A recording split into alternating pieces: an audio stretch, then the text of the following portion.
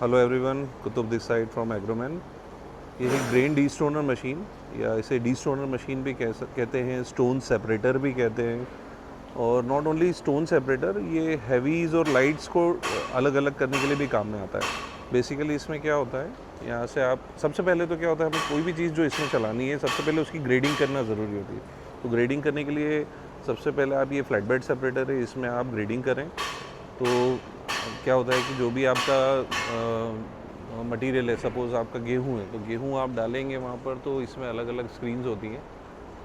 उसमें से आपका पूरा ग्रेडिंग होने के बाद में मटेरियल जो आपका छन के यहाँ से निकलेगा, और निकलने के बाद में फिर इसमें से फिर एलिवेटर्स के थ्रू डी स्टोनर में जाता है।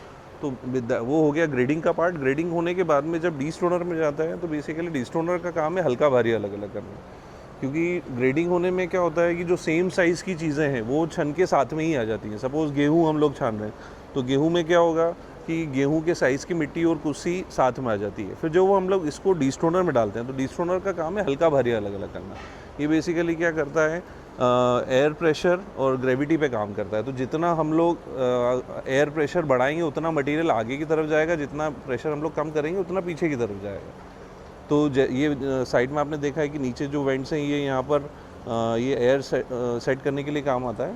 तो हम जैसे जैसे प्रेशर बढ़ाते हैं मटेरियल आगे जाता है। तो बेसिकली जैसे हमने गेहूँ डाला, तो गेहूँ में से जो कुस्सी होती है हल्की, वो आगे की तरफ निकल जाएंगी, पूरा मटेरियल पीछे चला जाएगा। फिर हम वापस से जब उस पीछे वाले मटेरियल को एक बार और रिपीट करेंगे, तो उसमें से क्या होगा कि जो गेहूँ है वो आगे आ जाएगा और मिट्टी पीछे चली जाएगी।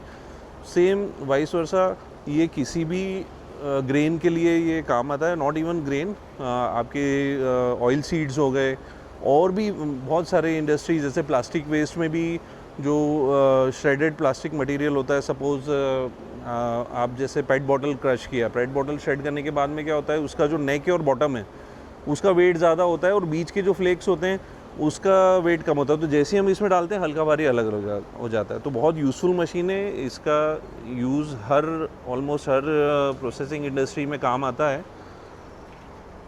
तो कभी भी आपको रिक्वायरमेंट लगे तो please contact us. Thank you.